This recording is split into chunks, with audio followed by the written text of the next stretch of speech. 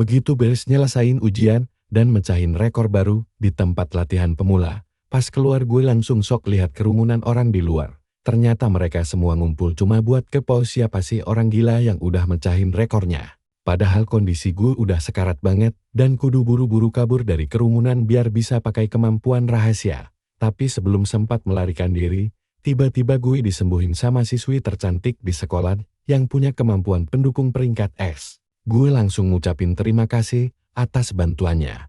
Tapi mendadak ada si perundung sekolah yang datang buat ngejet dan nuduh gue curang pakai cheat. Kata dia, gak mungkin petani peringkat F kayak gue bisa mecahin rekor. Dia langsung nantang duel. Dan jelas gue jabanin, si bos ini aktifin jurus andalannya, Berserker, yang ningkatin semua status sampai 30%, sedangkan gue cuma modal tangan kosong. Pas dia nyerang, gue tinggal menghindar santai, begitu ada celah lebar. Langsung gue akhiri pakai satu tonjokan maut, dia pun langsung ambruk tak berdaya. Habis itu, gue pergi ke pasar gelap paling murah yang ngejual peralatan sampar. Ada satu pedang menarik perhatian, tapi harganya kemahalan. Gue bilang ke penjualnya, kalau gue bisa benerin pedang bayangan iblis itu, dia harus menjamin baja biru azur style. Si penjual gak percaya dan minta ganti rugi kalau rusak. Langsung aja gue aktifin kekuatan gue dan memperbaikinya dengan gampang. Semua orang di sekitar langsung melongo shock. Dia akhirnya nyerahin pedang rongsokan itu. Dia gak tahu aja kalau pedang ini gue modifikasi dan tingkatkan, bakal berubah jadi senjata peringkat legendaris. Semua ini berkat kekuatan unik yang gue miliki. Semua kegilaan ini dimulai beberapa jam lalu, tepat di hari kebangkitan siswa tingkat akhir di kota Nanyen, hari di mana celah iblis raksasa muncul sebagai penanda di dalam bus. Gue kelihatan santai banget saat siswi lain pada heboh kegirangan. Tapi mendadak ekspresi gue berubah shock, rasanya kayak baru bangun dari mimpi buruk. Di tengah kepungan kerumunan di bus itu, gue akhirnya sadar kalau gue beneran telah kembali ke masa lalu. Gue ingat betul ini adalah hari kelulusan, hari di mana seluruh kelas pergi untuk membangkitkan kemampuan mereka. Saat itu juga, gue sadar kalau sekarang adalah 2,5 tahun sebelum kehancuran total kota Ninro terjadi. 12 tahun lalu, celah iblis muncul tiba-tiba di dunia manusia, membawa kehancuran dan kekacauan. Pas manusia mencoba melawan balik, mereka baru sadar kalau senjata api bahkan nuklir sekalipun sama sekali gak mempan. Tapi anehnya, makin dekat orang-orang dengan celah itu, mereka malah membangkitkan kelas bertarung. Setelah 5 tahun pertempuran sengit yang berdarah-darah, para pembaharu akhirnya berhasil mengamankan gerbang masuk itu. Alhasil, tatanan sosial manusia berubah total demi beradaptasi dengan kenyataan baru ini. Sekarang, setiap siswa usia 18 tahun diwajibkan pergi ke celah iblis untuk membangkitkan kelas mereka. Kelasnya cuma 3, petarung, pendukung, dan pencipta. Meski kelas pencipta dianggap paling ampas dari ketiganya, gue ingat di kehidupan lalu gue juga dapat kelas pencipta peringkat F. Bedanya, gue punya bakat dewa bernama modifikasi yang bisa ngubah barang rongsokan jadi harta karun. Di masa lalu, begitu rahasia kekuatan ini bocor, para pemimpin terkuat langsung memanggil gue. Gue ngebantu mereka memodifikasi nama senjata dan peralatan, mengubah segalanya jadi artefak tingkat dewa yang sangat kuat. Tapi kekuatan dewa ini bikin mereka ketakutan, sampai akhirnya mereka mengurung gue, biar bisa dikontrol. Di malam penahanan itu, monster naga level 96 tiba-tiba menyerang kota Nanro. Saat di embang kematian, gue pakai kekuatan modifikasi pada kata kebangkitan, dan karena itulah gue bisa lahir kembali ke masa sekarang. Bus mulai mendekati stasiun, dan terdengar suara instruktur menyuruh kami bersiap. Karena takdir ngasih kesempatan kedua, gue mutusin buat mengandalkan kemampuan dewa ini. Demi diri sendiri, gue berjanji di kehidupan baru ini, gak bakal ada satu orang pun yang tahu tentang rahasia ini. Kendaraan kami pun memasuki zona terinfeksi yang diselimuti energi sihir pekat. Merahasiakan kekuatan ini adalah satu-satunya jalan buat ngelindungin keluarga, teman-teman, dan seluruh kota dari kehancuran masa depan. Gue bakal fokus latihan diam-diam biar makin kuat, dan bisa nyelamatin semua orang tepat waktu. Akhirnya, kami sampai juga di tempat tujuan, markas besar asosiasi pemburu di kota Naan. Para siswa mulai turun dari bus, dan ada yang cemas kalau dapat kelas pencipta yang gak berguna. Sementara itu, cowok bernama Yanting jadi pusat perhatian, karena semua orang berharap dia membangkitkan kelas petarung. Tapi yang Hongwell, temen sekelas gue, nyeletuk kalau itu gak jaminan, karena seorang jenius pun bisa apes dapat kelas ampah. Guru kami lalu nyamperin gue, nyuruh gue maju duluan buat ngasih contoh yang baik. Sambil berjalan menaiki tangga, instruktur menjelaskan kalau kami hanya perlu menaruh tangan di atas bola kristal besar itu. Gak lama kemudian, petugas langsung manggil nama gue, Jang Yen dari sekolah Ningrang nomor 1, buat maju ke depan dan mulai ritual kebangkitan. Dengan santai gue melangkah ke tengah-tengah arena kebangkitan agung. Gue udah tahu apa yang bakal terjadi, karena dibanding orang lain, gue udah ngalamin masa depan ini sejak lama sekali. Tapi muka Pak Guru kelihatan cemas banget. Dia berharap gue gak apes dapat kelas pencipta yang gak berguna, yang Hongwei dan temannya malah ngejek. Bilang kalau anak miskin dari kumuh mah takdirnya pasti dapat kelas ampas. Gue berdiri di depan bola kristal raksasa yang memancarkan energi ungu pekat. Tanpa ragu, gue taruh tangan di atasnya, dan seketika cahaya terang langsung berpendar sangat hebat. Pilar energi emas raksasa melesat ke langit, menyelimuti seluruh tubuh gue. Di atas udara, kata Tinker muncul di layar holografik, menunjukkan kelas pertama gue. Profil gue langsung muncul di layar, mengonfirmasi kelas yang terbangun Tinker, tips pencipta, peringkat F. Semua orang langsung heboh, dan Pak Guru seolah gak percaya murid berpotensi kayak gue malah dapat kelas ampas. Kedua perundung itu langsung tertawa terbahak-bahak. Najek gue, karena cuma dapat kelas pencipta selemah itu. Yang Hongwei kelihatan senang itu, karena setelah 3 tahun lamanya, dia akhirnya bisa melampaui rivalnya. Petugas mencoba menghibur dengan bilang, kalau kelas Tinker gak seburuk itu, karena masih bisa dapat banyak duit dari reparasi. Tapi mendadak, muncul energi biru baru di sekitar gue, membentuk bola cahaya di tangan. Para petugas yang shock langsung berteriak, kalau bola kristalnya masih bereaksi, tanda adanya kelas ganda. Pak Guru juga gemetaran, karena kelas ganda itu langka banget, dan siapapun yang punya bakal dianggap jenius sejati. Gelombang kekuatan baru yang jauh lebih dahsyat, mulai berputar di sekeliling gue. Di luar dugaan semua orang, kata petani mendadak muncul di udara, mengungkap kelas kedua gue. Sumpah, di sini semua orang langsung melongo parah pas lihat hasilnya. Kebangkitan ganda yang langka ini, malah menghasilkan 2 kelas peringkat F, yang satu lebih ampas dari yang lain. 2 perundung itu makin puas ngetawain gue. Najek gue jenius, karena berhasil dapat 2 kelas peringkat F sekaligus. Pak Guru cuma bisa meratapi nasib buruk ini. Yakin, kalau calon murid hebatnya kini berubah jadi produk gagal total. Sementara itu, gue melangkah turun tanpa peduli omongan orang. Gue sempat bertanya apa gue beneran sesial itu. Tapi senyum tipis di wajah gue justru berkata sebaliknya. Gue sadar kelas gue adalah yang paling ampas sedunia. Tapi gue juga tahu kalau gue membawa satu kemampuan dewa yang menentang hukum alam itu sendiri. Kemampuan bawaan gue adalah modifikasi yang bisa ngubah satu kata saja pada nama barang atau keahlian. Gue langsung ngebuktiin ini dengan mengambil skill petani mempercepat pertumbuhan, lalu mengubahnya secara total dengan sekali edit. Teknik barunya, pemulihan, bisa membangkitkan target dari ambang kematian dan menyembuhkan segala luka. Gue tersenyum penuh percaya diri, tahu kalau kemampuan ini bakal jadi senjata terhebat gue. Sambil melihat daftar peringkat murid baru, gue berjanji bakal segera memuncaki kedua daftar itu. Biar semua orang tahu rasanya diremehkan lalu dilampaui sama orang peringkat F kayak gue. Lagi, hadiah sumber daya untuk peringkat pertama melimpah banget, lebih dari cukup buat bantu gue jadi yang terkuat. Kisah lalu beralih ke pangkalan pelatihan Nova, fasilitas khusus bagi pemula untuk menaikkan level mereka. Selain tempatnya aman, di sini para pemula bisa dapat poin pengalaman paling banyak buat berkembang cepat. Mecahin rekor di sana juga ngasih poin bonus untuk turnamen provinsi dan memperbesar peluang masuk universitas top. Makanya, rencana gue gak cuma sekadar nyelesain pelatihan biasa, tapi langsung membantai rekor yang ada demi mengamankan posisi teratas. Di pintu masuk, seorang petugas memeriksa profilku dan menyindir 2 kelas kreasi peringkat F milikku. Dia bertanya apa aku yakin mau masuk dungen sendirian, apalagi tingkat kesulitannya lumayan tinggi buat pemilik kelas ampas seperti ini. Katanya, mendingan aku gabung sama teman sekelas, biar peluang menangnya naik. Tapi dengan muka tebal aku langsung menjawab kalau aku sangat yakin, lalu meminta perlengkapan pemula milikku. Para petugas mulai berbisik-bisik, mengira aku cuma orang stres yang belum bisa menerima kenyataan pahit. Akhirnya, salah satu dari mereka menyerahkan pedang besi dan sepasang sepatu beauty kulit.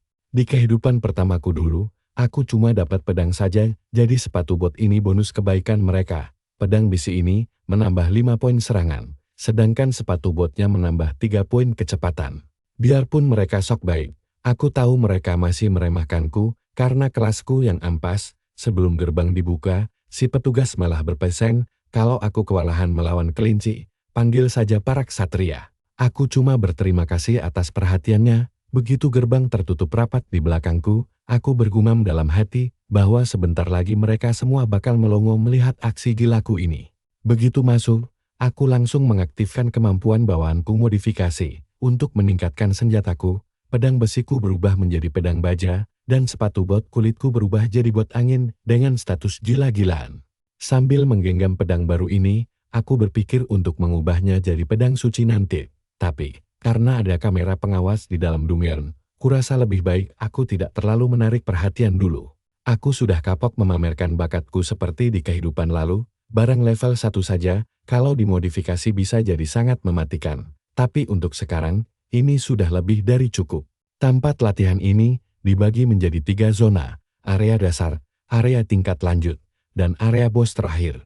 Untuk memecahkan rekor dan mendapat poin bonus, aku harus sampai ke area bos terakhir lalu mengalahkan kelinci domba raksasa yang kekuatannya jauh di atas rata-rata. Di depanku, beberapa kelinci level 1 mulai bermunculan dengan kepala dilapisi sirah kristal yang keras. Target utamaku di sini adalah naik ke level 5. Setidaknya aku harus membantai 100 ekor monster lucu ini, tapi bayangkan saja tiba-tiba salah satu kelinci berteriak kencang memanggil kawanannya untuk mengeroyokku secara bersamaan. Aku tahu kalau cuma level 5 yang bisa membawaku ke tahap berikutnya sarang serigala siklon, tempat yang jadi mimpi buruk bagi pemula. Tapi bagiku ini ladang emas buat naik level. Tanpa membuang waktu, aku maju menerjang sambil menebaskan pedang ke setiap kelinci yang terlihat. Aku yakin sekali, kalau membersihkan Dungeon ini, bisa langsung mendongkrakku sampai ke level 10. Pasalnya, di level 10 nanti, aku bakal membuka kemampuan legendaris peringkat dewa yaitu menciptakan monster peliharaan sendiri. Sambil bertarung, aku teringat pada Yang Hongwei, rival menyebalkan dari kehidupan masa laluku, yang harusnya sudah membangkitkan kekuatannya sekarang. Kembali ke arena kebangkitan, petugas memanggil nama Yang Hongwei. Si perundung ini tampak sangat gugup, tapi dia cuma peduli bagaimana caranya dapat kelas yang lebih hebat dariku, agar bisa pamer. Begitu dia menyentuh bola kristal, ledakan energi besar yang bahkan melebihi kekuatanku langsung membubung tinggi. Tulisan berserker terpampang nyata dengan kobaran api di atas kepalanya. Profilnya mengonfirmasi kalau itu adalah kelas tempur tingkat A. Dia hampir gila karena kegirangan. Sementara murid lain melongo tak percaya, setelah 3 tahun selalu jadi nomor 2. Akhirnya dia bisa membalikkan keadaan. Sambil tersenyum sombong, dia berteriak, kalau mulai hari ini, tidak ada lagi yang boleh memanggilnya nomor 2. Di kelas 1 senior sekarang cuma ada 1 juara pertama, dan itu adalah dia. Tangan temannya langsung mengerubungi untuk memberi selamat. Sambil mengejek, kalau aku tidak akan sanggup mengejarnya, dengan sombongnya dia menanyakan keberadaan si pecundang peringkat F itu. Lalu seseorang memberitahunya, kalau aku pergi ke tempat latihan sendirian. Akhirnya, si perundung itu memutuskan pergi ke sana bersama gengnya dengan alasan ingin membantuku. Padahal semua orang tahu niat busuknya cuma ingin menontonku mempermalukan diri sendiri demi kepuasan pribadinya. Wali kelas kami yang melihat kejadian itu cuma bisa terdiam sambil mengingat betapa kerasnya aku belajar sendirian sampai larut malam di kelas kosong.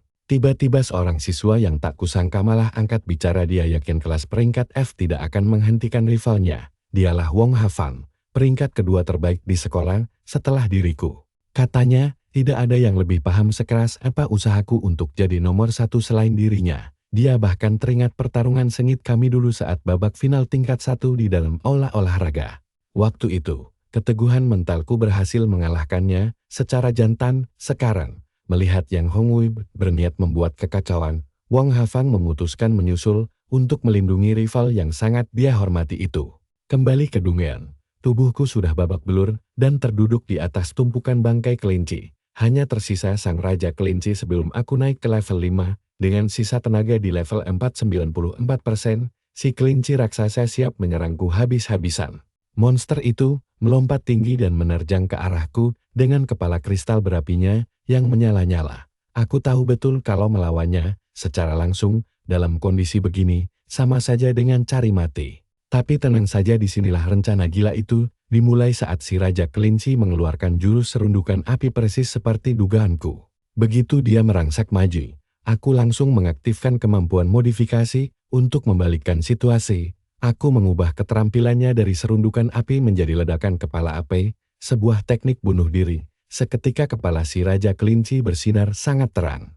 Duar, ledakan dahsyat pun terjadi menyapu bersih sekelilingnya. Dalam sekejap mata, aku pun sukses naik ke level 5 sambil tersenyum geli. Ternyata memodifikasi jurus musuh jadi bom bunuh diri seru juga. Di luar Dungen, sebuah layar raksasa langsung mengumumkan kalau aku Zhang Yan berhasil memecahkan rekor tercepat dalam waktu 26 menit 9 detik saja. Teman-teman geng yang homo langsung dibuat melongo, karena rekor sebelumnya itu 1 jam 17 menit lebih lambat. Si perundung sombong itu pun tak mau percaya dan berteriak menuduhku telah berbuat curang di dalam sana. Yakin kalau kebohongan ini bakal menghancurkan reputasiku selamanya. Yang homo langsung memutuskan untuk turun tangan sendiri demi membongkar penipuanku ini di depan semua orang. Sementara di dalam Dungen, aku menggunakan keahlian pemulihan untuk menyembuhkan luka-lukaku. Aku tahu kalau bos di tahap berikutnya adalah seekor serigala raksasa yang kekuatannya jauh melampaui kelinci tadi. Raja serigala siklon itu pernah menyusahkanku di kehidupan masa lalu, dan sekarang adalah waktu yang tepat untuk membalas dendam. Aku pun tiba di sarang serigala siklon yang terkenal angker bagi pemula. Di sana, serigala biasa berkisar dari level 6 sampai 9, sedangkan rajanya berada di level 10 yang mustahil dikalahkan siswa biasa. Pemula manapun yang nekat ke sini pasti bakal pulang tinggal nama saja. Tapi hadiah yang ditawarkan di sini memang sebanding dengan bahayanya. Bertahan di tempat ini akan memberikan poin melimpar, dan membantai si Raja Serigala berarti melompat instan ke level 10 yang biasanya butuh waktu 10 hari. Selain itu, menyapu bersih tempat ini bakal membangkitkan kemampuan bawaan kedua, sekaligus memberiku izin berburu sendirian di alam liar kunci utama untuk menjadi lebih kuat dengan cepat.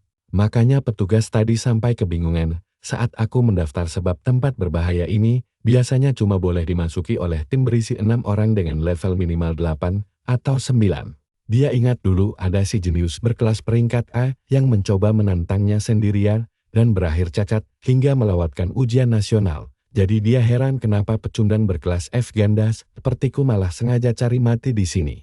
Aku cuma bilang kalau aku menghargai kepeduliannya, tapi keputusanku sudah bulat dan tidak akan ada yang bisa mengubahnya. Dia mulai kesal dan langsung membentak kalau dia sama sekali tidak peduli padaku, jadi silakan tanggung sendiri akibatnya. Tapi biarpun terus diremehkan, aku tidak akan sudi menghentikan langkahku cuma karena gonggongan anjing liar di pinggir jalan. Begitu menginjakan kaki di arena, segerombolan serigala langsung mengepungku sambil melolong ngeri. Tanpa rasa takut sedikit pun, aku berlari menerjang kawanan itu dengan pedang yang menyala terang di tanganku. Sudah lama sekali sejak terakhir kali aku merasakan ketegangan ini. Waktunya mengeluarkan kekuatan lamaku. Dari atas, si petugas mengawasiku sambil bergumam kalau aku memang berbakat tapi sangat cerobot karena nekat menyerang sendirian. Tapi dia salah lewat gerakan cepat dan presisi. Aku menebas serigala-serigala itu satu persatu sambil mengumpulkan 10 poin pengalaman di setiap tebasan. Pengawas itu kaget setengah mati melihatku bergerak begitu lincah tanpa hambatan. Apalagi pas sadar aku bahkan belum mengeluarkan satupun skill kelas. Dia langsung keringat dingin dan curiga, jangan-jangan cowok berkelas F ganda ini sebenarnya jenius yang menyamar. Tidak lama setelah itu, area pertarungan langsung dipenuhi tumpukan monster mati, dan aku santai duduk beristirahat di atasnya. Melihat pemandangan gila ini, si pengawas sampai melongo kehabisan kata-kata, sadar kalau dia sedang berhadapan dengan monster jenius yang sesungguhnya. Karena malu sempat meragukanku tadi, dia langsung buru-buru angkat kaki dari sana. Dia takut kalau ketahuan, aku bakal mempermalukannya di depan semua orang. Di sisi lain, saat menyentuh level 9, aku terpaksa memakai skill kebangkitanku karena duel sengit tadi benar-benar menguras seluruh tenagaku. Jurus itu langsung memulihkan tubuhku dan menutup semua luka, meski harus mengorbankan 100 poin sihir. Di sini aku sadar kalau kawanan serigala ini jauh lebih kuat, cepat, dan pintar dibanding kelinci sebelumnya. Biarpun lukaku sudah sembuh, sisa-sisa rasa sakit akibat benturan tadi masih terasa di sekujur tubuhku. tapi aku tidak peduli sama sekali. Demi mengubah takdirku di dunia ini, rasa sakit sekecil itu bukan apa-apa bagiku. Dari kejauhan, sang Raja Serigala Raksasa akhirnya menampakkan diri. Saatnya duel maut antara dua penguasa sejati. Makhluk raksasa itu menyeringai memperlihatkan taringnya dengan mata menyala, siap bertarung habis-habisan di laga final ini. Raja Serigala Badai level 10 ini memanfaatkan elemen angin untuk melesat kencang dan menyerang dengan sangat brutal. Dia punya dua skill mematikan, yaitu kecepatan angin dan cakar bilah angin. Keduanya memang sangat kuat, tapi hampir tidak ada celah untuk dimodifikasi lagi. Saat makhluk itu menerjang maju dengan kekuatan penuh, aku memutuskan untuk menyelesaikannya lewat cara yang paling jantan. Aku langsung merobek bajuku, memamerkan otot tubuhku. Dan bersiap menyambut benturan terakhir ini. Selain punya skill tingkat dewa, aku ini juara 1 bela diri dan akademik di sekolah. Mengandalkan kemampuan itu, aku langsung melompat maju untuk adu jotos jarak dekat melawan si Raja Serigala. Sementara itu di luar Dungan, Yang Hongwei dan teman-temannya tampak ngos-ngosan sehabis babak belur dikeroyok kawanan kelincir. Seorang pengawas datang menghampiri mereka dan langsung memarahi mereka karena nekat masuk ke area tingkat lanjut tanpa izin resmi. Dia langsung mengamuk karena tidak terima aku beres secepat itu. Tapi bersiaplah, babak baru yang seru akan segera dimulai. Tiba-tiba di layar besar muncul pengumuman baru kalau aku berhasil membantai Raja Serigala, sekaligus memecahkan rekor tercepat lagi. Yang Hongwei langsung shock berat karena rekor sebelumnya adalah 1 jam 29 menit. Sedangkan aku memotongnya jadi setengahnya saja. Sambil berlutut lemas, dia terus menatap layar lebar itu, dengan pandangan kosong, otaknya benar-benar macet total. Dengan tatapan penuh kebencian, dia bersumpah tidak akan memberi ampun, karena rivalnya ini berani berbuat curang secara terang-terangan. Dia langsung mengajak komplotannya pergi ke markas Serigala Badai untuk menghancurkan reputasiku sampai hancur lebur. Sementara di dalam arena, sang Raja Serigala yang malang, sudah terkapar tak berdaya di tanah akibat tebasan pedangku. Akhirnya aku berhasil menembus level 10, yang artinya aku bisa membangkitkan kemampuan bawaan keduaku yang sudah lama dinanti. Dua skill baru pun muncul, yaitu ketahanan fisik dan jurus bertani sambung pucuk tanaman. Profilku langsung diperbarui menampilkan skill tersebut. Impianku akhirnya terwujud. Sambil tersenyum puas, aku kembali mengaktifkan fitur modifikasi. Dua kemampuan baru itu kini muncul di layar modifikasi dan siap untuk dirombak total. Aku mengubah sambung pucuk tanaman menjadi penyambungan universal, sebuah skill tingkat dewa yang mampu menciptakan monster kontrak sihir. Lewat kemampuan ini, aku bisa menggabungkan dua spesies berbeda untuk melahirkan makhluk baru yang jauh lebih superior. Begitu kemampuan ini menyentuh level 10, peluang untuk melahirkan monster dengan kualitas superior bakal mencapai 100% penuh. Monster buatan ini nantinya bisa mewarisi bakat rasial yang jauh lebih kuat dan terus berevolusi. Hebatnya lagi, menggabungkan dua monster peringkat A, bahkan bisa melahirkan monster peringkat S yang benar-benar melawan hukum alam. Cukup dengan gulungan penjinak monster, aku bisa mengikat kontrak dengannya dan mendapatkan rekan bertarung paling setia yang pernah ada. Sesaat, ingatanku melayang kembali ke masa lalu. Teringat para penguasa kejam yang memperalatku di kehidupan sebelumnya hanya demi mengincar kemampuan ini, tapi sekarang aku berdiri di sini dengan tubuh penuh luka memar, namun tatapanku tetap tajam penuh keyakinan. Sambil memanggul pedang di pundak, aku menatap tumpukan serigala yang tewas lalu bergumam, kalau hasil buruan hari ini lumayan banyak dan saatnya aku pergi. Mendadak, sebuah kristal sihir super mahal jatuh dari jasad sang Raja Serigala. Hadiah yang sangat langka dan berharga, tapi aku sadar semua barang di dalam pusat pelatihan ini milik asosiasi, jadi aku tidak boleh mengambilnya. Untungnya sekarang aku sudah mencapai level 10, jadi aku bebas berburu ke alam liar, di mana semua barang jarahan bakal resmi jadi milikku pribadi. Tiba-tiba rasa sakit yang luar biasa menusuk tubuhku, sepertinya lukaku jauh lebih parah dari perkiraan. Karena luka ini tidak sampai merenggut nyawa, aku tidak bisa memakai skill kebangkitan, sedangkan berobat ke rumah sakit biayanya mahal sekali. Karena tidak punya uang, opsi terbaikku adalah menusuk diriku sendiri sampai pingsan, lalu memicu efek pemulihan otomatis. Masalahnya, para kesatria asosiasi berjaga di sekitar sini, bertingkah konyol di depan mereka, hanya akan memicu kecurigaan. Makanya, aku memilih mencari tempat sape untuk memulihkan diri secara sembunyi-sembunyi. Aku pun berjalan pelan menuju pintu keluar arena latihan demi mencari tempat aman. Tapi begitu melangkah keluar gerbang utama, aku malah dikejutkan oleh kerumunan siswa yang sudah berkumpul di sana. Heran sekali melihat kerumunan ini berkumpul. Apa sih yang sedang mereka nantikan dengan begitu antusias? Tiba-tiba seseorang di sana menunjuk ke arahku, meneriakiku sebagai anak baru jenius yang menyapu bersih semua rekor tercepat. Rupanya mereka semua adalah murid SMA yang kepincut dengan aksi gilaku di dalam dungem tadi. Karena sekarang semua mata tertuju padaku, jelas aku tidak mungkin nekat memakai skill pemulihan di sini. Lukaku makin parah sampai darahnya menembus dan membasahi seluruh bajuku. Hal yang pasti bakal disadari oleh orang-orang, aku harus segera mencari celah untuk kabur dari kerumunan ini. Tiba-tiba saja, cahaya emas berkilau di atasku, dan sesosok malaikat bersayap muncul dengan indahnya.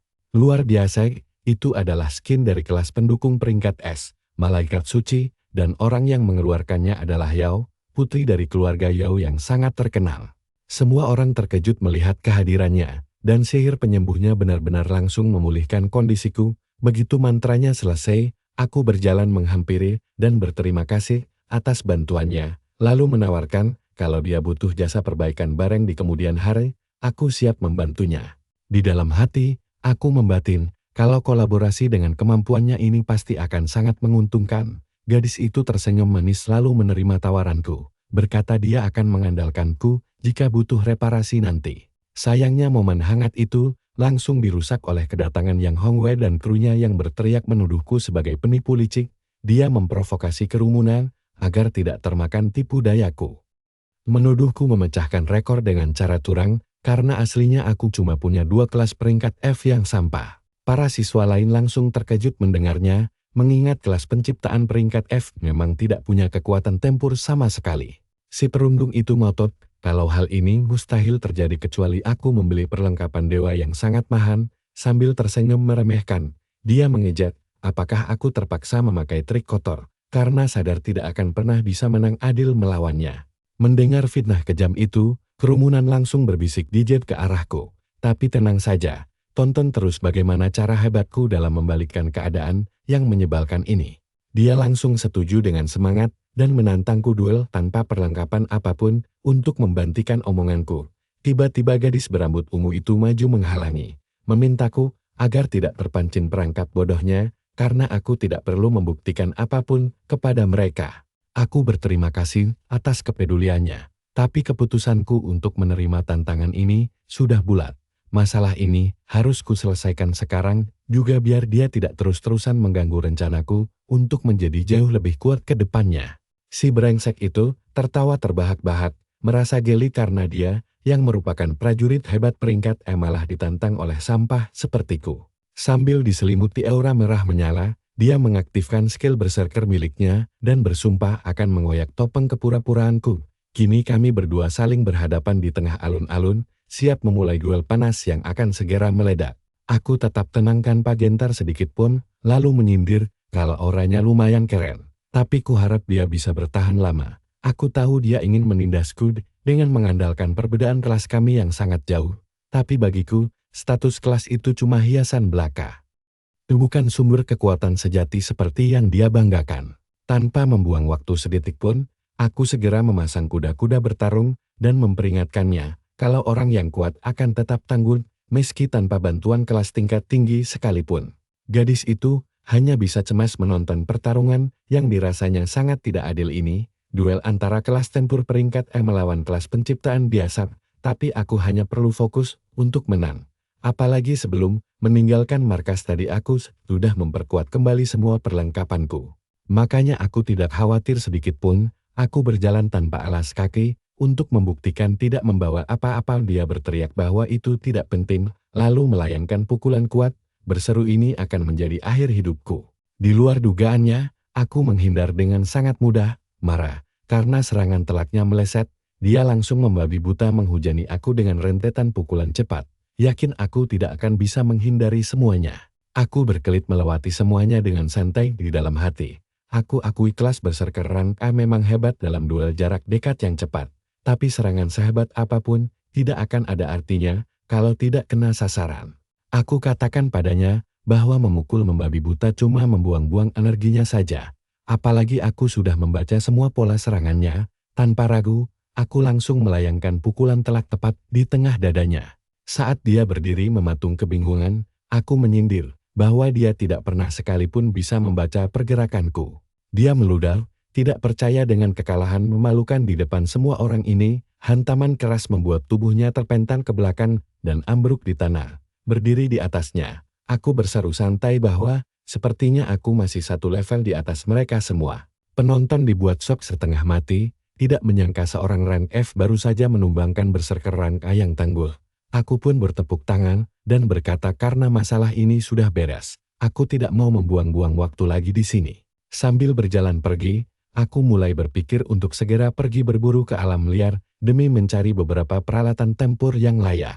Berkat skill editku, mencari perlengkapan bagus tentu bukan masalah lagi. Aku memutuskan mampir ke kios pinggir jalan dulu untuk mencari barang dasar yang bisa dimodifikasi, tapi melihat dompetku yang tipis, berjalan-jalan di pasar pun rasanya sulit sekali.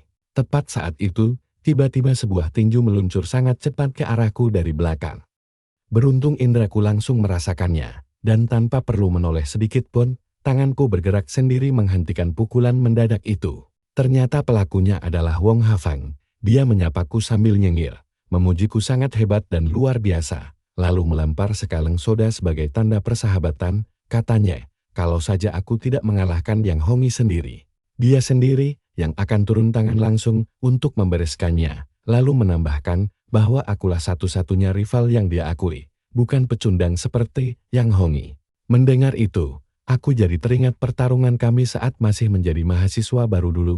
Hari itu, dia langsung mengangkat tangan menyerah secara ksatria tepat di tengah arena. Sejak saat itu, dia selalu mengalah setiap tahun, tanpa pernah mau bertanding melawanku lagi. Aku sempat bertanya, apakah dia sengaja merelakan beasiswanya karena dia anak orang kaya. Tapi dia membantahnya dan bilang alasannya jauh lebih sederhana. Dia merinding karena tatapan mataku yang kejam. Aku pun iseng bertanya apa dia bakal menyerah lagi di turnamen nasional nanti. Dengan tatapan penuh tekad, dia menegaskan itu tidak mungkin terjadi lagi dan bersumpah akan mengalahkanku. Sambil tersenyum menantang, dia berjanji akan mengerahkan seluruh kekuatannya saat kami akhirnya saling berhadapan nanti. Kami mendentingkan kaleng soda, mengunci janji pertarungan masa depan itu. Dia lalu melemparkan 2 kartu berisi 2.000 koin untuk membeli buku panduan kecepatan serigala Siklon. Sambil berjalan pergi, dia mengingatkanku agar segera mengirimkannya. Lalu aku menyimpan kontaknya.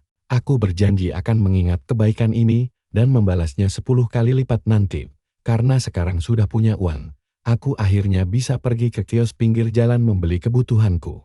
Berjalan menyusuri kota, aku penasaran harta karun apa yang menantiku di toko nanti, hingga akhirnya, aku tiba di gang gelap bernama Pasar Jalanan Bawah Tanah. Tempat yang penuh dengan misteri. Aku tahu ini tempat paling murah di kota, tapi barangnya sangat standar dan sulit menemukan yang bagus. Namun, dengan kemampuan editku, aku sangat yakin bisa menemukan harta karun tersembunyi dengan mudah. Di sebuah kios, aku melihat pedang meteorit bertatahkan kristal serigala. Statnya menunjukkan poin serangan 60 dengan daya tahan 72%. Penjual menawarkan 18.000 koin dan berkata harganya 25.000 jika kondisinya mulus. Aku malah menunjuk pedang baja biru seharga 5.000 koin yang punya kekuatan serangan 65 serta daya tahan 65%. Aku menawarkan kesepakatan aku akan memperbaiki pedang meteorit itu dan imbalannya aku mengambil pedang baja tadi. Si penjual menatapku penuh keraguan. Jelas meragukan kemampuanku untuk melakukan perbaikan sesulit itu, sementara bola energi mulai terbentuk di telapak tanganku. Padahal target utamaku memang pedang baja biru itu, karena dengan skill edit, senjata biasa pun bisa jadi legendaris. Dia lalu bertanya apa kelasku, sambil menjelaskan bahwa memulihkan daya tahan itu tugas yang sangat rumit. Aku menjawab bahwa aku hanyalah tinker rank F, salah satu kelas pembuat yang dianggap paling lemah di dunia ini. Dia memandangku terkejut, mengakui bahwa dia, yang merupakan pandai besi rank D saja masih sering kesulitan melakukan pekerjaan itu. Sambil menerima pedang itu, dia bilang meski paham struktur senjata, dia tidak bisa menjamin perbaikan total. Karena, jika daya tahan senjata menyentuh angka 0, pedang itu akan hancur berkeping-keping. Memperbaikinya butuh pemahaman struktur sihirnya. Kami lalu sepakat, jika perbaikanku gagal, aku berutang 18.000 koin padanya. Dari kejauhan, gadis ungu itu memperhatikan dengan cemas. Tahu betul pandai besi terhebat di keluarganya pun belum tentu bisa melakukan hal gila ini. Aku menyerahkan pedangnya dan menyuruh si penjual memperhatikan baik-baik. Aku teringat di kehidupan lampauku dulu, aku pernah memulihkan beberapa artefak rank E bahkan rank S, dan dulu aku sangat terobsesi melatih kemampuan perbaikan ini.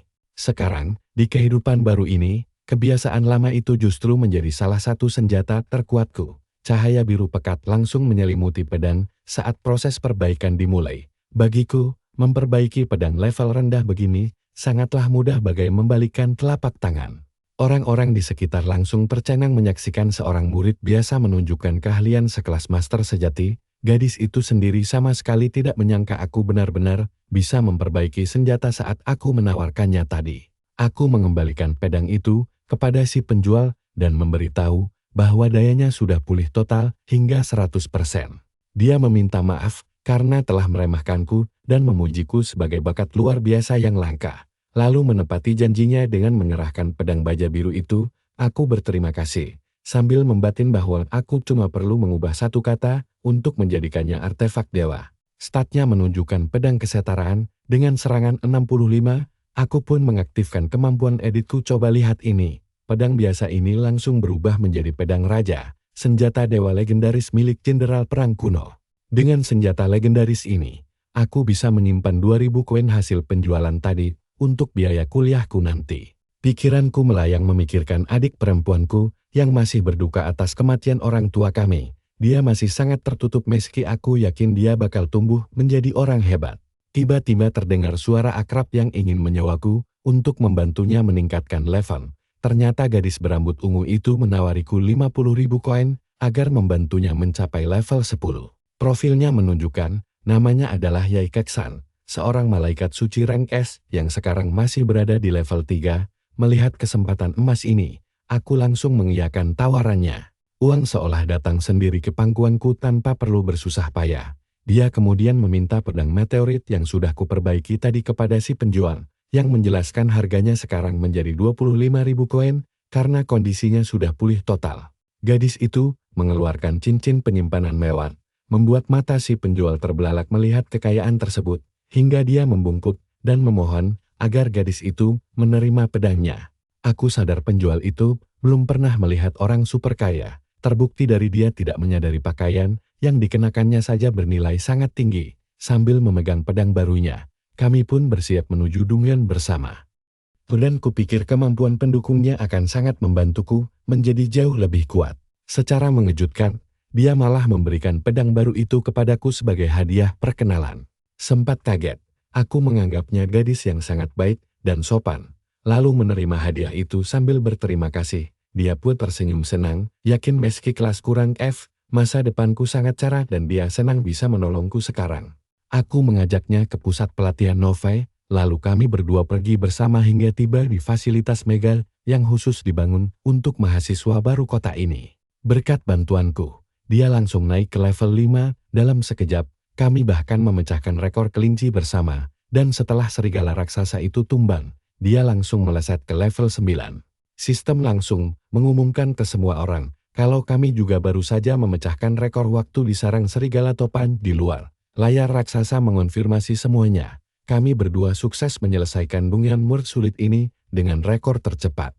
Semua orang geger, mereka heran, apa Jangyan memecahkan rekor lagi bersama seorang gadis, siapa dia? Rasa penasaran itu pun menyebar dengan sangat cepat. Jawabannya pun terungkap. Gadis itu ternyata berasal dari Kamar Dagang Delray, salah satu dari 10 kelompok usaha terbesar dan paling kaya di seluruh negeri. Di dalam Dungeon, dia kelelahan dan minta istirahat sebentar karena levelnya sudah hampir menyentuh angka 10.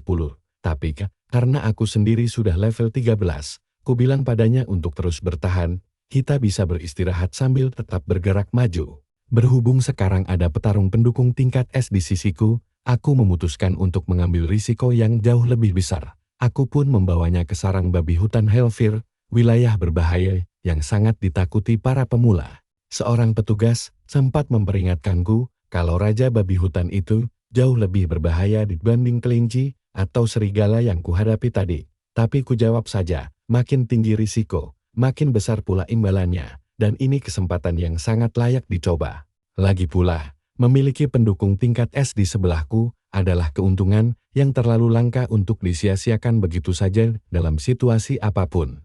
Dia akhirnya mendoakan kami beruntun saat gerbang raksasa Dungan mulai terbuka lebar. Aku berterima kasih atas doanya. Lalu kami berdua melangkah masuk demi tantangan terakhir yang berbahaya ini. Di dalam hutan berkabut, Yeksan heran kenapa tidak ada satupun monster di sekitar kami. Sambil tersenyum percaya diri, kujelaskan kalau area ini memang tidak punya monster kroto sama sekali.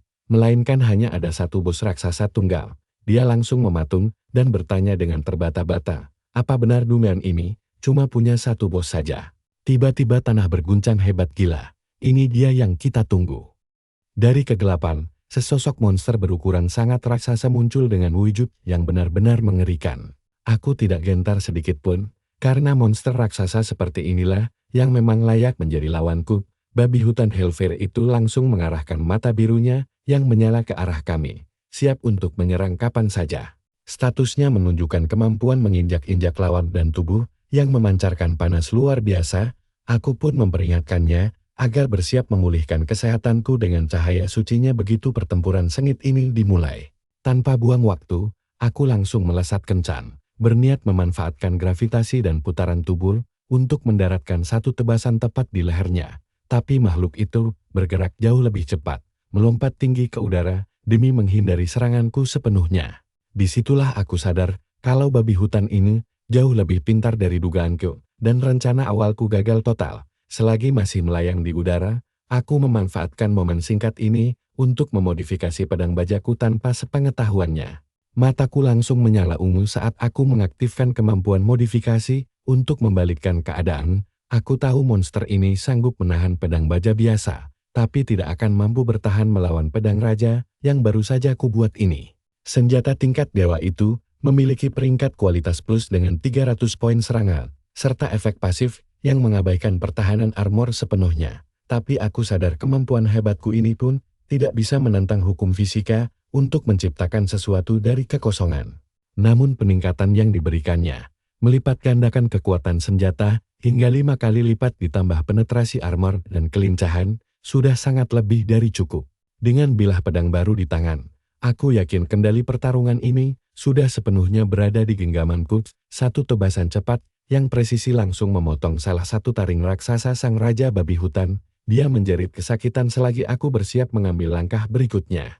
Aku diam-diam membatalkan modifikasi pedangnya sebelum ketahuan rahasiaku aman. Dia pun menatapku dengan shock. Heran bagaimana senjata tingkat E bisa memotong taring terkeras monster itu. Dia akhirnya menyimpulkan kalau kekuatan dahsyat tadi bukan berasal dari senjatanya, melainkan dari diriku sendiri. Dia yakin demi memecahkan begitu banyak rekor dengan kelas tingkat rendah, kemampuan bela diriku pasti sudah melampaui batas wajar manusia biasa. Melihatnya malah melamun, aku tahu ini bukan waktu yang tepat untuk kehilangan fokus. Aku berteriak memintanya merapalkan cahaya suci, mengingatkannya kalau aku menghabisi babi hutan ini sendirian tanpa bantuannya, dia tidak akan mendapat poin pengalaman sama sekali. Dia langsung tersadar dari lamunannya, berterima kasih atas peringatanku, lalu segera merapalkan kemampuan cahaya sucinya saat itu juga. Saat energi sucinya menyelimuti tubuhku, aku tahu ini saatnya menyudahi perlawanan sang raja babi hutan. Aku berpikir, menggunakan modifikasi asalnya sebagai teknik instan, tanpa jeda mungkin saja bisa dikembangkan menjadi jenis serangan baru yang sangat mematikan. Karena itulah, aku sempat terpikir untuk memodifikasi nama bilah meteorit pada serangan berikutnya. Tapi aku sadar, jika perbedaan tingkatannya terlalu jauh, proses modifikasi bisa gagal total atau malah berbalik mencelakai diriku sendiri. Tepat saat situasi makin menegangkan, sang raja babi hutan mengaktifkan Hellfire Charge dan menyeruduk kencang. Momen krusial ini adalah kesempatan terbaikku untuk mengakhiri pertarungan ini. Makhluk itu melesat maju berlumuran api biru, mengerahkan seluruh kekuatannya untuk menyerang. Aku sempat bingung bagaimana cara memodifikasinya tepat waktu, tapi kemudian sebuah ide brilian mendadak melintas di kepalaku. Sambil tersenyum, aku menoleh ke arah Yeksan dan memintanya untuk memejamkan mata sebentar. Dengan bingung dia bertanya apa yang terjadi. Aku hanya menyuruhnya percaya padaku, karena dia pasti tidak ingin melihat apa yang akan terjadi selanjutnya. Mengira pertarungan akan menjadi sangat mengerikan. Dia setuju lalu menutup matanya rapat-rapat. Aku langsung mengaktifkan kemampuan modifikasi ke arah Raja Babi Hutan, mengubah skill serudukannya menjadi peredam api seketika, dan sistem pun mengonfirmasi kalau rencana liarku ini berhasil. Kecepatan monster itu langsung merosot drastis. Dengan senyum penuh kemenangan, kubisikkan pada diriku kalau semuanya telah berakhir. Lalu segera mengubah pedangku ke wujud pedang raja untuk terakhir kalinya. Hanya dengan satu tebasan kilat yang sangat cepat, aku memperpendek jarak lalu mendaratkan pukulan terakhir yang mematikan. Sistem pun langsung mengumumkan kabar gembira bahwa sang Raja Babi Hutan Hellfire akhirnya telah resmi tumbang. Levelku langsung melonjak 2 tingkat sekaligus ke level 15. Seperti dugaan dari bos terkuat di dunia ini, dia bahkan naik 3 tingkat langsung ke level 12. Sambil tetap menutup mata, dia bertanya apa aku berhasil. Aku menatapnya sambil membatin. Tindakannya menutup mata sangat membantuku menyembunyikan rahasiaku agar tidak ketahuan. Dia itu gadis penurut, kaya raya, serta dianugerahi kekuatan penyembuh luar biasa, menjadikannya rekan yang sangat langka dan cocok untuk penjelajahan dunia berikutnya. Ku beritahu dia sudah boleh membuka mata sekarang, karena misi Joki Levan yang dia sewa dariku telah selesai. Dengan sedikit ragu, dia membuka matanya perlahan dan melihat pemandangan di depannya. Dia benar-benar tidak percaya kalau aku sanggup menuntaskan semua ini sendirian. Melihatnya terpana, karena aku mengalahkan monster sekuat itu tanpa bantuan siapapun. Ku jelaskan kalau misi sudah selesai dan kami bisa pergi. Sambil memandangku, dia berpikir kalau aku adalah bakat langka yang jujur dan selalu menepati janji. Aku langsung berbalik mendengar suaranya. Heran apalagi yang dia inginkan dariku. Dia kemudian menyerahkan pembayaran yang sudah kami sepakati sebelumnya, ditambah sebuah hadiah kecil sebagai tanda terima kasih atas bantuanku. Saat membuka kotaknya, aku terkejut melihat sebuah cincin penyimpanan di dalam, jenis cincin yang ditempa dengan kristal sihir spasial untuk menyimpan barang melampaui batas normal. Ku beritahu padanya kalau hadiah ini terlalu berharga. Sesuatu senilai ratusan ribu koin bukanlah barang yang bisa ku terima begitu saja. Tapi dia tetap memaksa, mengatakan kalau aku sangat layak menerimanya karena telah membantunya naik 2 tingkat lebih tinggi dari kesepakatan awal kami. Mengingat betapa bergunanya cincin ini untuk menyimpan perbekalan di alam liar, akhirnya aku memutuskan untuk menerimanya. Sebagai gantinya, aku berjanji akan membantunya suatu hari nanti, asalkan permintaan itu tidak melanggar prinsip hidup yang kupegang teguh. Dengan berakhirnya misi ini, kami berdua bersiap-siap untuk meninggalkan Dungem dan kembali ke kota. Di luar, daftar peringkat siswa baru menunjukkan betapa sengitnya persaingan yang sebenarnya terjadi. Diisi beberapa siswa berperingkat S dan A di jajaran atas. Meskipun aku sendiri berada di posisi pertama, aku tahu tidak akan butuh waktu lama bagi mereka untuk mulai mengejar ketertinggalan. Ditambah lagi kelas elit yang mereka miliki. Salah satunya adalah Li Wong, Santo pedang tingkat S yang terkenal tak terkalahkan. Ada juga Zhang Hong sang petarung tingkat E, serta Lu Yang, pembunuh angin tingkat S yang lincah dan mematikan. Aku mengingat mereka dengan sangat jelas dari kehidupan masa laluku, dan aku tahu cepat atau lambat mereka akan menjadi sainganku. Sambil tersenyum percaya diri, ku bisikkan kalau aku sudah tidak sabar menunggu hari untuk menghadapi mereka semua.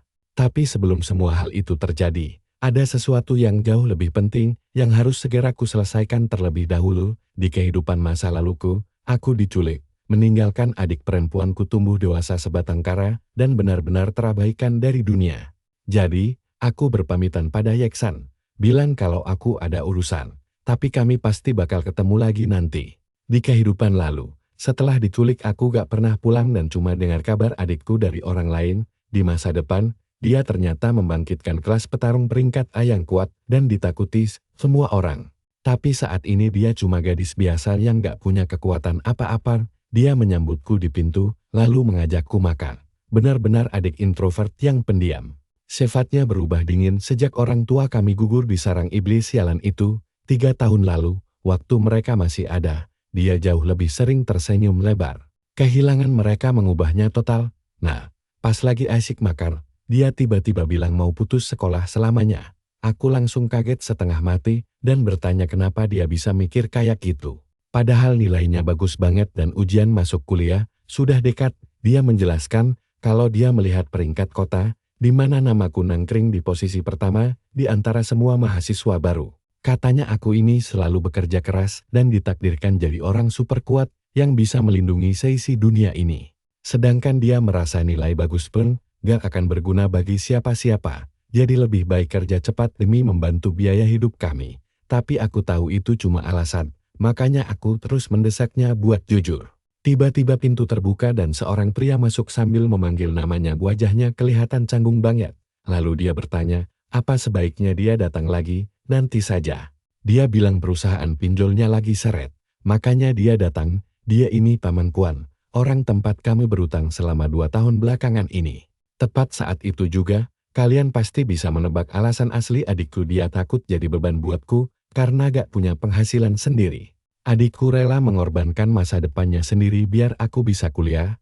Aku menoleh ke Paman Kuan dan bertanya berapa total utang kami selama 2 tahun ini. Katanya, tanpa bunga, totalnya sekitar 43.000.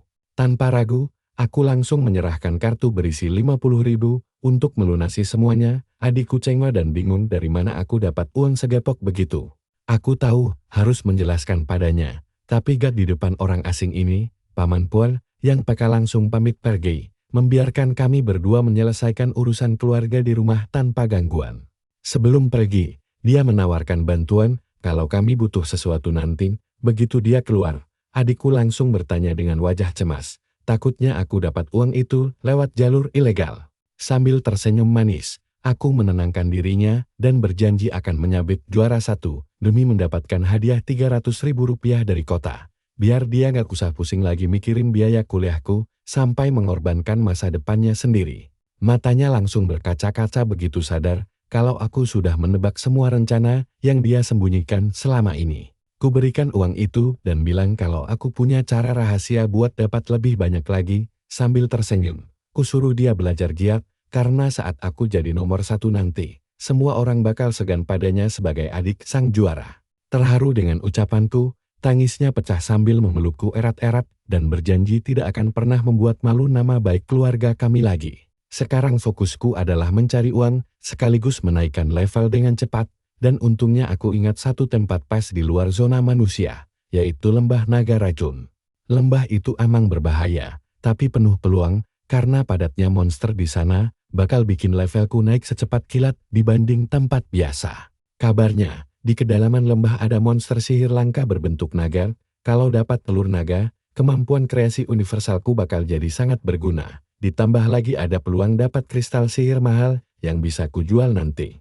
Bus akhirnya tiba di stasiun Sarang Iblis dan semua penumpang disuruh turun. Biar bisa sampai ke alam liar, aku harus melewati area Sarang Iblis ini terlebih dahulu. Sarang Iblis kota nan ini cuma dibatasi satu lorong dari kota asli. Di dalamnya berdiri kokoh benteng manusia, benteng pertahanan utama buat menghalau invasi monster.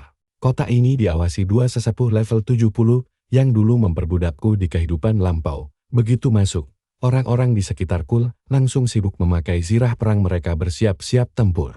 Dibanding cincin sakti yang kubawa sekarang, perlengkapan ampas mereka gak ada apa-apanya. Aku langsung berjalan santai menuju gerbang timur yang paling dekat dengan Lembah Naga Racun. Area ini dinilai paling aman dari semua zona liar karena cuma dihuni monster level 13-18. Pas banget buat tempat latihan awalku. Di pintu masuk, ku serahkan kartu pelajar yang berisi kelas petani dan tamengku. Penjaga gerbang bertanya apa aku yakin mau pergi sendirian karena pemula bisa tewas konyam di luar sana. Sambil memegang kartu pelajar, ku ucapkan terima kasih atas kepeduliannya dan berjanji akan pulang hidup-hidup, tapi dia tetap melarangku pergi ke tempat berbahaya itu dengan modal 2 kelas ampas milikku. Namun gerakanku jauh lebih cepat, langsung menyelinap melewati tangannya. Si penjaga melongo kaget karena gak menyangka bisa dikecoh semudah ini, padahal dia sendiri adalah petarung level 30. Rekan penjaga lainnya berteriak histeris dan langsung mengenaliku sebagai Zhong Yang, bocah ajaib yang baru saja memecahkan seluruh rekor kota. Dia juga mengingatkan kalau aku adalah juara pertama ujian seni dan calon kuat peraih skor tertinggi tahun ini.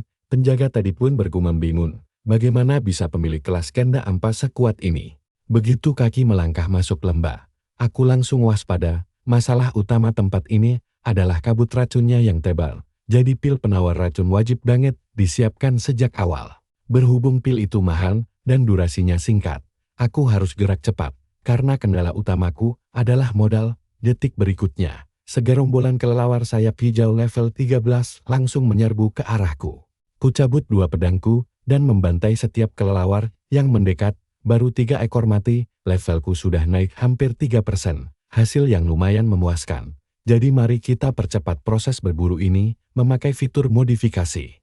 Nah, perhatikan pedang yang bersinar itu dengan pedang bajai yang sudah bermutasi jadi pedang raja. Petualangan asliku baru saja dimulai dengan berburu secara brutal. Dengan senjata yang berkilau, aku membabat habis monster satu persatu demi meraup poin pengalaman melimpar. Burung bangkai dan katak racun pun tumbang berurutan hingga levelku melonjak ke level 18.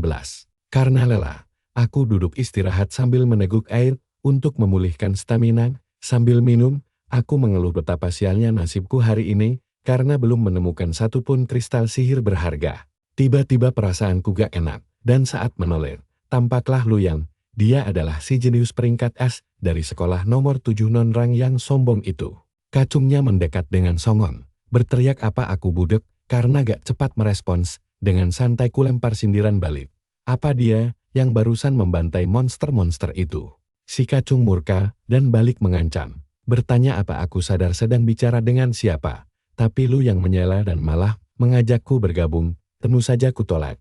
Palingan mereka cuma mau numpang panen poin pengalaman. Lu yang menahan anak buahnya yang kesal setengah mati karena gak diizinkan memberiku pelajaran. Dia bilang, jika pemilik 2 kelas ampas bisa bertahan sendirian sejauh ini, dia pasti jenius tulen. Tersisa 1 pil penawar racun saja. Aku harus segera menemukan lebih banyak katak racun agar bisa menembus level 18 dengan cepat. Sejam berlalu, dan aku mulai kesal karena belum menemukan satupun monster tip naga yang dirumorkan. Padahal aku sudah tahu legendanya. Tiba-tiba, ada sesuatu yang menghantam pedangku dengan sangat keras. Aku berputar cepat dan berhasil menangkis serangan mendadak itu. Rupanya ada makhluk ungu kecil yang mencoba menyerangku dari belakang, dan gilanya, pedang rajaku bahkan gak bisa menembus kulitnya sama sekali. Makhluk itu melompat mundur, bersiap menyerang lagi, dan menunjukkan wujud aslinya. Sang Raja Kodok Iblis level 20, yang perkasa, lengkap dengan kemampuan berubah wujud dan melilit. Akhirnya aku menemukan bos yang sebenarnya. Sambil tersenyum, ku bilang padanya kalau aku mau mengambil kristal sihirnya. Si kodok langsung menyerang dengan lidah raksasanya, membelah jadi banyak cabang dan menyambar dari segala arah sekaligus. Tapi aku sudah menyiapkan cara untuk membalasnya, menggunakan kemampuanku. Kubah teknik lilitan lidah raksasa itu menjadi aliran lidah raksasa yang deras. Akibat perubahan itu, lidah si kodok malah melilit dirinya sendiri, sampai dia terjebak sepenuhnya. Saat dia tak bisa bergerak, aku langsung maju untuk menghabisinya. Kutebas kepalanya dengan pedangku. Tapi sialnya, tebasan itu sama sekali tidak bisa menembus kulitnya yang sangat tebal. Aku benar-benar lengah. Karena gagal menembus pertahanan sang Raja Kodok Iblis, makhluk itu langsung mengaktifkan kemampuan kulit es, membuat pertahanannya melonjak drastis. Sistem mengumumkan bahwa modifikasiku gagal karena level target jauh di atasku, sehingga semuanya kembali normal. Rasanya kesal sekali harus gagal di momen yang sangat krusial ini. Itulah kelemahan kemampuanku. Melawan musuh dengan level di atasku, efeknya tidak akan bertahan lama. Setelah terbebas dari jeratan lidahnya, makhluk itu langsung melancarkan serangan kilat yang sangat kuat entah dari mana. Karena kehabisan pilihan, aku tahu aku harus bertaruh demi memenangkan pertarungan ini. Jadi, aku langsung mengaktifkan kemampuan modifikasi pada pedang meteoritku sendiri. Nah, bersiaplah pedang ini langsung diselimuti cahaya warna-warni yang sangat pekat, saat berubah wujud menjadi sesuatu yang jauh dari rencanaku sebelumnya, yaitu pedang terkutuk milik Raja Iblis Agung. Terdengar suara misterius yang bertanya siapa yang berani memanggilnya.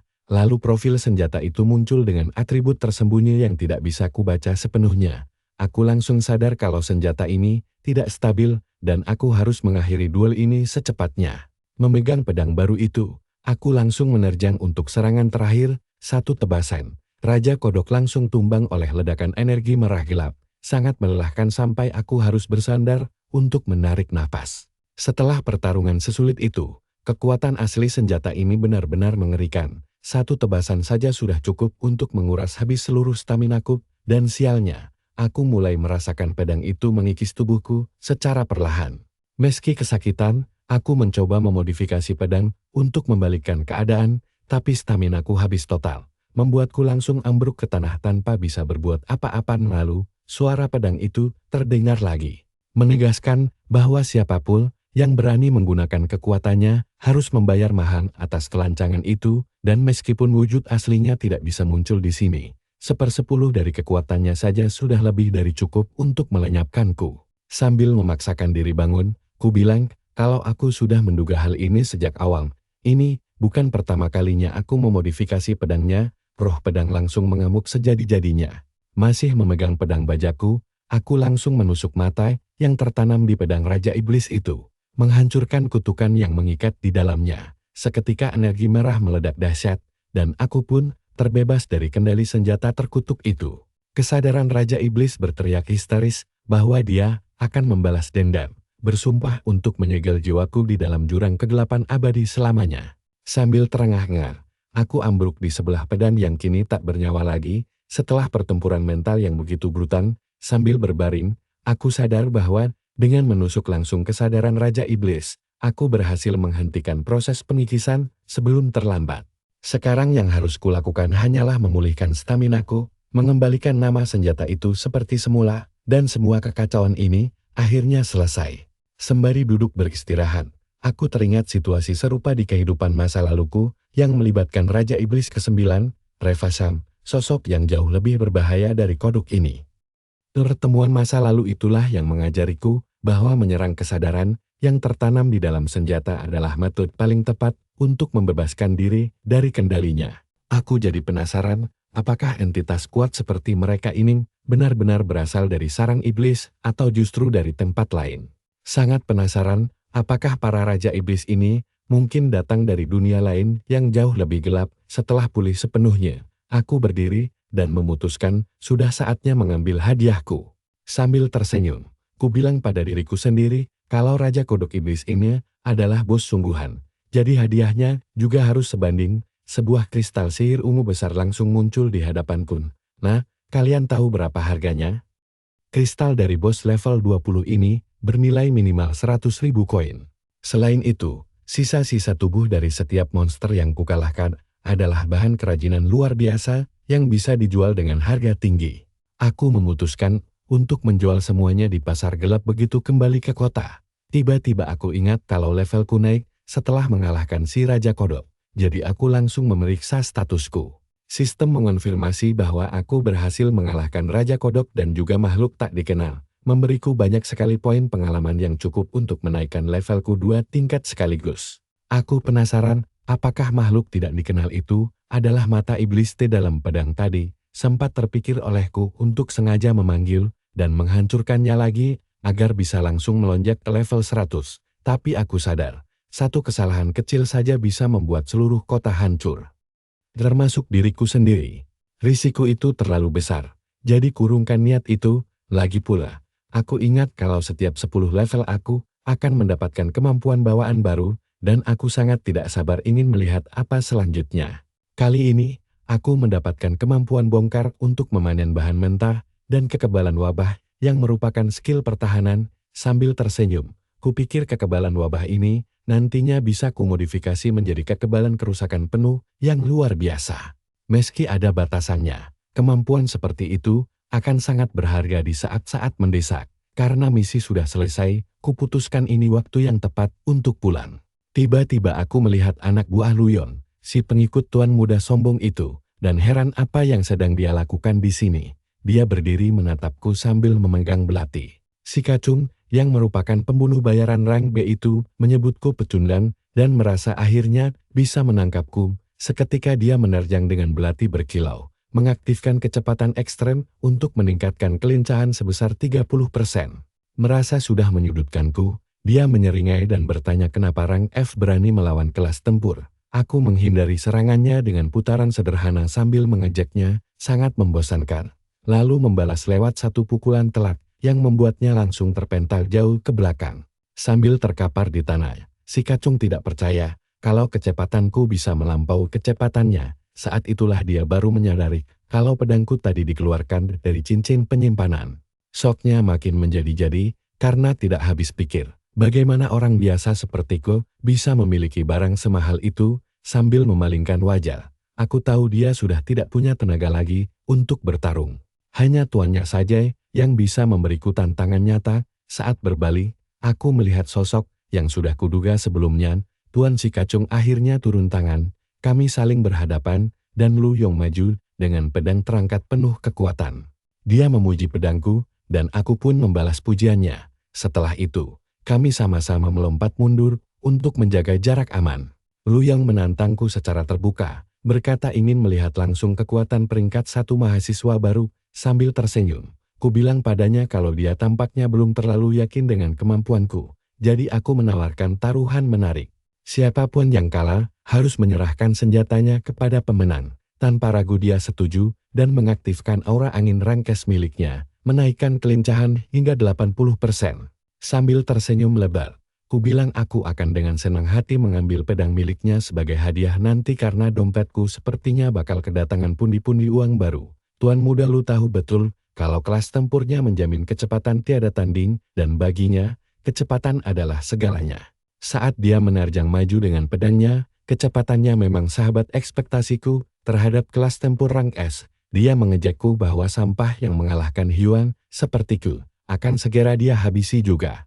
Saat menyerang, dia mengira aku terlalu lambat dan membatin bahwa rank F tetaplah hanya rank F biasa. Detik berikutnya, dia langsung melancarkan serangan pamungkas untuk menghabisiku. Namun sebelum bilahnya menyentuhku, aku menahan pedangnya dan berkata kalau dia akhirnya tertangkap. Sambil menyeringai, ku bilang dulu ini sudah selesai. Dia langsung paham kalau sejak awal aku tidak berniat adu kecepatan dengannya. Lalu mengaku kalau inilah kekuatan peringkat 1 mahasiswa baru yang sesungguhnya. Dia malah tersenyum gembira, berkata kalau pertarungan ini makin menarik, lalu melepaskan pedangnya demi menghindari serangan balasku. Lumayan juga, pikirku, sedikit terkejut, karena dia merelakan senjatanya semudah itu. Ku bilang padanya, kalau pengalaman bertarungnya memang sangat luar biasa. Tapi sekarang, karena dia tidak membawa senjata, aku penasaran bagaimana cara dia mengimbangiku. Sambil menghela napas, dia mengakui kalau dia sangat menyukai pedang di tanganku. Tapi dia bilang dia masih punya banyak pedang lain yang jauh lebih bagus. Saat itulah aku teringat kalau dia adalah tuan muda tertua dari keluarga Lu yang sangat terpandang di Nanyang.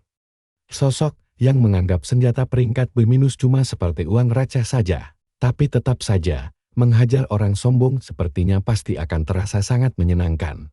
Dia langsung mengaktifkan skill miliknya dan berkata kalau aku adalah orang pertama yang menyaksikan jurus ini. Karena awalnya dia mengira sang dewa pedang yang akan merasakannya terlebih dahulu. Detik berikutnya, dia melepaskan tebasan pembelah badai saat serangan dahsyat itu melesat ke arahku. Aku segera menghindar, benar-benar terpukau oleh kekuatan murni dari kelas petarung yang mengerahkan seluruh tenaganya. Nah, disinilah semuanya mulai memanas. Setiap skill bawaan kelas ini memberikan dorongan kekuatan yang luar biasa, tapi sayangnya bagi dia, pergerakannya perlahan-lahan mulai melambat.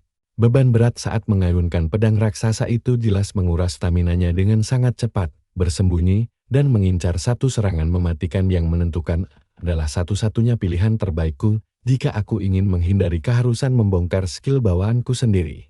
Lu yang mendadak berhenti di dekat sebatang pohon, menyadari kalau aku sudah menghilang untuk bersembunyi. Dia kembali mengaktifkan kekuatan lainnya dan melepaskan satu tebasan masif, sambil berteriak keras menanyakan di mana sebenarnya aku bersembunyi kali ini.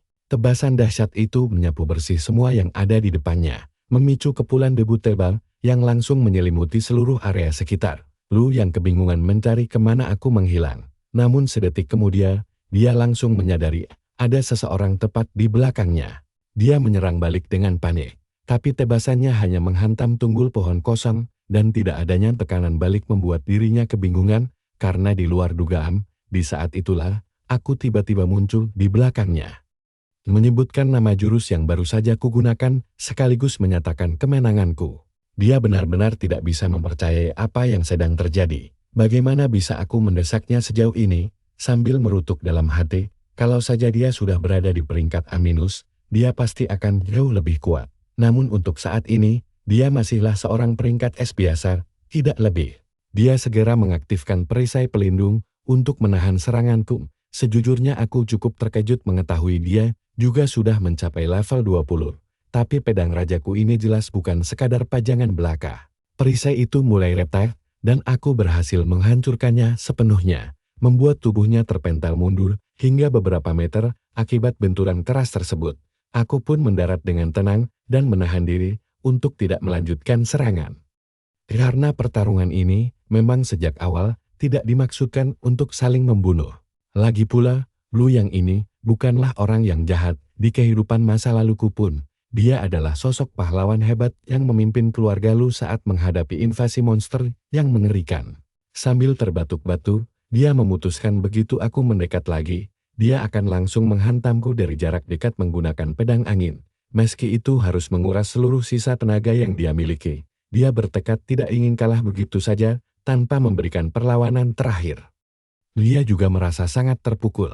Bagaimana bisa seorang peringkat S sepertinya dipojokkan sejauh ini oleh orang peringkat F? Karena tidak bisa menerima kenyataan bahwa seseorang dengan kelasku bisa melangkah sejauh ini, dia melihatku berjalan mendekat dan segera bersiap dengan pedangnya, meskipun tangannya terlihat gemetar sangat hebat. Tapi aku malah mengulurkan tanganku, membuat dia kebingungan dan bertanya apa yang sedang kulakukan. Aku menjawab pelan, kalau pertarungan kita ini berakhir seri. Ketika dia bingung dengan maksud ucapanku, aku langsung menjelaskan padanya bahwa dia adalah lawan yang tangguh. Seseorang yang benar-benar bisa kuhormati. Dia menyadari kalau aku sama sekali tidak meremehkannya, dan di momen itulah, dia tampaknya mulai mengerti bahwa di atas langit pasti akan selalu ada langit yang lebih tinggi lagi. Dan akan selalu ada orang yang jauh lebih kuat menanti di depan sana. Kami pun saling berjabat tangan. Dia berkata kalau dia mengakuiku sebagai seorang petarung sejati yang sangat layak menjadi rivalnya. Tapi dia berjanji akan mengalahkanku di turnamen 100 besar mahasiswa baru nanti. Aku tersenyum tipis, lalu memperingatkannya agar berlatih jauh lebih keras dari yang lain, atau dia akan kehilangan haknya untuk menjadi lawanku lagi. Namun saat kami hendak berpisah, salah satu anak buahnya yang lemah justru melontarkan hinaan kepadaku. Mendengar itu, Lu yang langsung membentaknya untuk menjaga ucapan. Karena mulai sekarang dia harus menghormatiku layaknya menghormati tuannya sendiri. Lu yang lalu berbalik menatapku, berjanji kalau di pertemuan berikutnya, dia akan bertarung habis-habisan untuk mengalahkanku. Aku hanya memperhatikan kepergian mereka sambil membatin, kalau saja dia benar-benar bertarung serius, dia sudah kalah sejak pertama kali dia meneriakkan nama skill pertamanya tadi. Karena untuk jurus tebasan pembelah badai sendiri, ada banyak sekali celah yang bisa kumanfaatkan untuk membalikkan keadaan, tapi sayang sekali, setelah pertarungan seheboh ini aku tidak mendapatkan keuntungan apa-apa, karena berakhir seri. Bahkan aku sempat mengembalikan belati milik anak buahnya sebelum mereka pergi. Tiba-tiba, pandanganku teralihkan oleh sebuah cahaya terang di depan sana. Aku menyadari kalau tebasan dahsyat dari pertarungan tadi pasti telah menyingkap sesuatu yang selama ini tersembunyi, yang tampaknya merupakan sejenis racun yang sangat unik. Jadi, aku memutuskan untuk pergi menyelidikinya lebih dekat, berpikir siapa tahu aku akan bertemu monster tingkat bos lainnya. Aku segera memodifikasi kekebalan racunku, agar bisa bertahan selama 20 menit dari racun peringkat B- atau yang lebih rendah. Sehingga aku bisa menghemat sisa obat penawarku. Aku berjalan mendekati penderan cahaya itu, dan mendapati kalau sumbernya menyebar luas tepat dari bagian tengah sebuah danau yang tampak sangat beracun. Aku penasaran, apakah naga racun legendaris benar-benar tinggal di dalam sana. Jadi aku memutuskan untuk memastikannya sendiri lalu langsung menyelam ke bawah air di dalam sana. Aku justru disambut oleh monster raksasa, seekor buaya pelindung es yang langsung menerjang ke arahku. Melihat usahanya itu, malah membuatku merasa geli. Aku membiarkan makhluk itu mengejarku selama beberapa saat, lalu langsung melemparkan pedangku dengan mengaktifkan efek penembus pelindung, mengirimkan bilah tajam itu menembus masuk ke dalam mulutnya hingga berlubang sampai ke sisi belakang.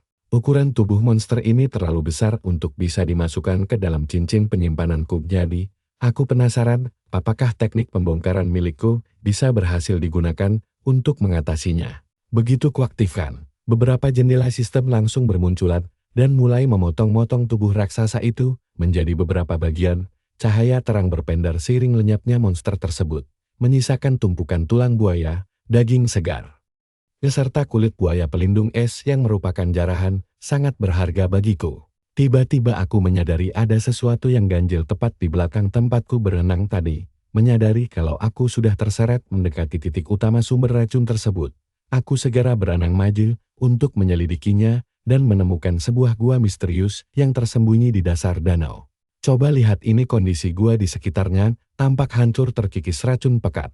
Aku sungguh tidak menyangka keberuntunganku kali ini seindah ini. Aku pun melangkah masuk secara perlahan-lahan sembari mengamati apa yang sedang menantiku di ujung sana. Ternyata itu adalah seekor naga racun level 43 yang masih dalam masa pertumbuhan.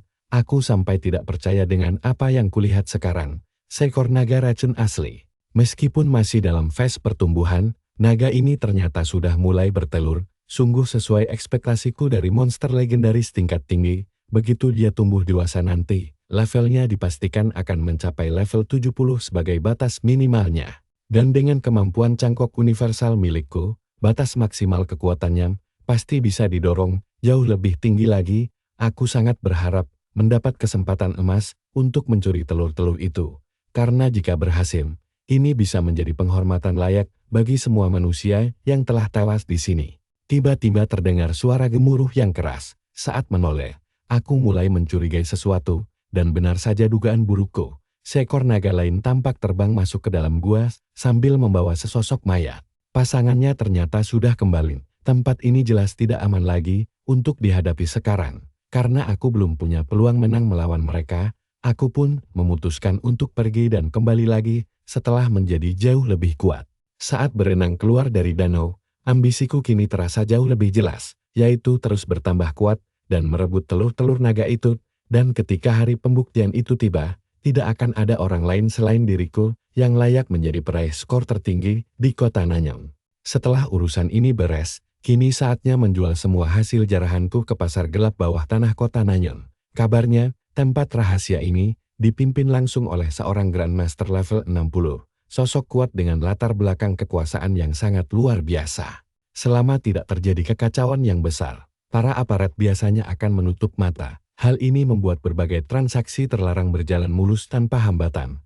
Aku pun segera melangkah menuju toko yang kuingat sebagai tempat paling terpercaya di kehidupan masa laluku. Di dalam, berdirilah Jin Yu, sang pemilik pavilion. Dua orang pria tampak memohon padanya untuk menaikkan sedikit harga belinya, sambil mengeluh kalau barang buruan itu sangat sulit untuk didapatkan. Tapi Jin Yu langsung menegaskan kalau dia sudah memberikan harga tertinggi di sepanjang jalan ini.